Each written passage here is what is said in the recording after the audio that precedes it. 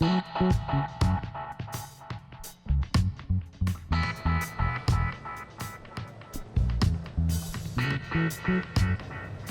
welcome back to the 2018 Handbuilt Motorcycle Show. It's brought to you by Progressive, and that way we can continue showing you exactly what's going on no matter where you are in the world. I'm Stefan Hertel, and I'm here with Justin Webster of J. Webster Designs. He's a sole proprietor, and he's built this amazing Triumph. Thank you. So, where are you from? From Gainesville, Florida, so it's about 15 hours away. Man, that doesn't necessarily seem like a really long drive until you figure out that you hadn't slept for like, what, 3 days? 4 days straight, yeah. Didn't go without any sleep for 4 days to try and get the bike put together to actually make it to the show. I remember how that goes.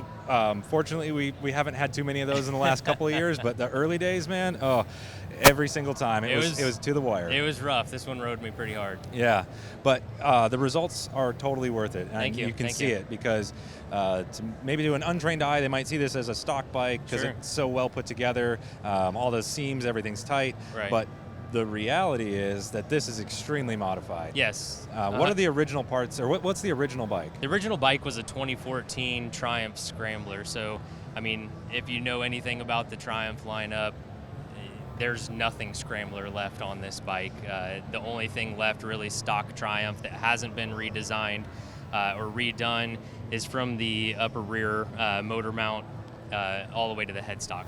That's the only thing that's left. Gotcha. Well, I can see all sorts of amazing fabrication here. The way that the frame ties in to the rear sets and then back into the backbone. Yeah. The really nice drops from the front. The real impressive part of this is that you've machined a lot of the components on here. Yes. And I also machined some components from Sure. time to time, and yours look extremely nice. Thank the you. finish, the fit, I can see that this has been done really well. How do you do it? It's just one of those things where I'm 100% self-taught. I went to school for an anthropology degree. I've got no formal training. I sat down and taught myself how to do it. I'm lucky to have some really good mentors, and they have really kind of helped me push myself and learn quite a bit. So all of the design work, that took quite a bit of time in order to get everything dialed in, to get a good drawing to base everything off of. But yeah, just 100% self-taught, sat down, and really just did the work. When did you start kind of teaching yourself the CAD and the machining? Because these are all CNC components. Sure, yeah. 2012 is when I started up the company, did my first part for vintage Hondas. And so that was really the standpoint where I came home after my day job and really put in the work. So that, since 2012, has been that run for me. Wow. Yeah, I've been machining a little bit longer than that. I think I would struggle to make finishes quite as nice as yours. Thank so you. It's really impressive. So what's the front end on this bike? Front end is a Ducati Hypermotored, 2008, 2009. They're 50 millimeter Marzocchis, but the front end is pretty much hypermotored, has about 7 inches of travel. Man, that kind of comes back in. This doesn't really look like a Scrambler, but I look underneath the motor and you've got a lot of ground clearance. Oh yeah. And you're mentioning that you have how much travel in the back? 7 inches of the travel in the rear as well. That's a lot. Yeah. Yeah. So I mean, you could pretty much run over a speed bump at any speed you want. Yeah, at any speed. It's definitely going to be a really fun bike to get out there and rip around on. The ergonomics of it are going to be very fun and very comfortable to just get on it and go have as much fun as you really want. You can go anywhere you want. If you want to go track it, you could track it, set up that way. We'll get the suspension dialed in to where it's just absolutely perfect. Yeah, I got to hand it to you because this looks like a bike that I would personally really enjoy riding. Sure. Mostly because you are kind of high and upright, Yeah. but it's still lightweight, compact. Exactly. And this looks completely chuckable. You can sling this through the Absolutely, twisties. yeah. You could bang through fire roads. Right. You could do almost anything. You could go dirt tracking. You could do anything with Absolutely. this. But not just with like the impeccable fabrication and machining. You even have gotten into some of the trickier technical parts of the electronics and Yes. the engine controls. Yes. And a little bit of engine work? Yes, quite a bit of engine work. It's a fully built motor, 995 cc, big bore kit. Head's been gone through, cammed, dynamically balanced crankshaft. It's probably going to make somewhere right around 106 to 110 at the rear wheel, 95 foot-pounds, and that's all around like 42 to 4,500 RPM. Wow. So it's definitely going to be quite a handful when it's all said and done. Yeah, that's that might be a lot of kind of technical gibberish, but what that means is that this thing is going to be extremely fast, extremely fun. Just anytime you twist the throttle, the front wheel is going to want to fly up in the air. It really will. I mean, cruising speed, you're talking somewhere around 2,500 RPM. So just barely off of cruising speed, it's full power. Dude, very, very cool stuff. Thank you. Now, when you aren't building bikes, you've got a full functioning parts line, and you're building out your parts line. Yeah. Are there any parts that you're prototyping on this build? Yeah, there's quite a few parts on here. We're probably going to come out with a 44 millimeter bolt-on kit for those guys that are running the EFI twins that are wanting to do built motors because the stock throttle bodies just don't breathe enough. Right. So we'll do a full bolt-on kit for that's prototyped on this one. We've got a headlight set up.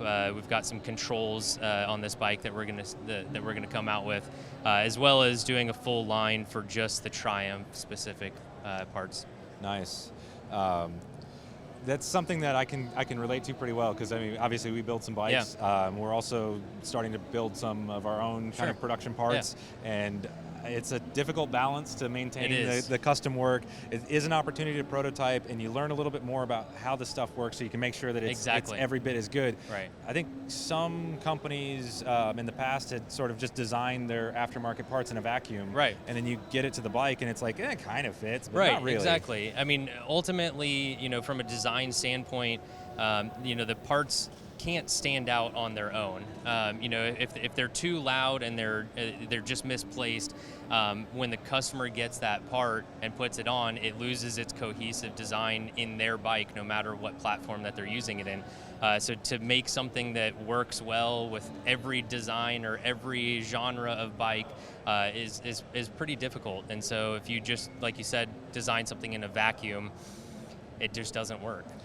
The other thing, I guess, we met a couple years ago at one of the Handbuilt shows, and the thing that stood out there, because you brought a similar kind of level of bike, which was amazing. It looked very put together, almost stock, which isn't a feat, but it also makes it easy to miss. Yeah. But the thing that caught the attention was the exhaust. And I'm thinking that was the 550? That was the 550. Yeah. This also has a really, really sharp exhaust on it. What's your technique, or what's your approach for making your exhaust? It's really, this is actually the second exhaust I've ever made. The first exhaust I ever made was the 550. So, I don't really have a philosophy, I guess. It's just kind of get in there and make it happen. Yeah, I'm kind of asking because I'm trying to find some cheats and trying to figure out some ways, because it comes out really clean. And Thank you. If I was going to guess, since it's your second exhaust, I'll just wager that you make it that good by just pouring tons and tons of hours into it. Yes. It's just one of those things where you really have to sit down and look at the way that it flows across the bike. And then as far as, how everything works and the ergonomics of it all is definitely a major part of it. When you do a high mount from the factory, a lot of them, they just slap heat shields on and hope that people don't burn themselves. So to get an exhaust to tuck in really well so that there's no need for it is pretty difficult. On this one, we kind of stepped it up. I did a tuned exhaust on this one, so it is a stepped header design, so that way it influences that power band. Do you have any formal training in engineering? I don't, no. What educational background? I have an anthropology degree. Oh, right, we covered that. Yeah. Sorry, Yeah. forgot. That's really impressive stuff, and especially to be self-taught. I mean, teaching yourself is a big part of building motorcycles. It is. And that's a lot of the fun. That's the part that's always kind of drawn me in, and I have to admit, this is very impressive work. Thank you. And I really appreciate it. It comes together just flawlessly, and I think it was important to get this on camera, because I'm worried that there are people that have been to the show that may have just walked right by this, like, oh, stock Triumph. Yeah, exactly. Not even remotely. Yeah, and unfortunately, like you mentioned earlier, is that it's easy to pass up a bike that does hit that mark, which is it does come off as an OEM piece, and unfortunately it's not loud and in your face, but the subtlety of it all is kind of what I've come to love about it. And I think that's just much more usable on a daily basis. Like this Absolutely. would be a great machine to just have as your city, like Yeah. commuter, cruise to work, Right. head out to see friends, whatever, Yeah. weekend rides. This would pretty much do it all. Maybe not so much for coast-to-coast touring, Yeah, but exactly. occasional track day, awesome. Yeah. All right, last question. Do you have any rough idea of how many hours you have into this bike? I have not added them up. Once you get to that point of being up for 4 days straight, Yeah, you just lose track. Yeah, it's just But work. 4 days is 100 hours right there. I built more or less. I built the whole thing in 8 weeks. Okay. Yeah, so Okay. I mean, there's a lot of hours in it, and that's working 20 plus hours a day. So it definitely was a hustle in order to get this thing completed and get it here in time. I got a hats off to you, man, because this is truly a remarkable machine and an example of exceptional craftsmanship. Thank you. I really appreciate it. Excellent vision and execution. So, well done. We wish you the best of luck Thank you. with your parts line. Keep building stuff, and can't wait to see what you come out with next. Thank you. I really appreciate it. Thanks for having me out, and it's a great event. So I'll be here every year. Awesome. Can't wait to see you again. Absolutely. All right, so that was Justin Webster of J. Webster Designs, and this is his amazing Triumph. We've got a few more interviews to go, but that's it for me. I've got to take off and take care of a few other things, but thank you very much to Progressive, and thank you to all of you that have stuck with us and enjoyed the live stream, hopefully enjoyed. We're really glad that you were able to join, and I hope that you learned a little bit and saw some stuff that was pretty cool. So stick around, more to come.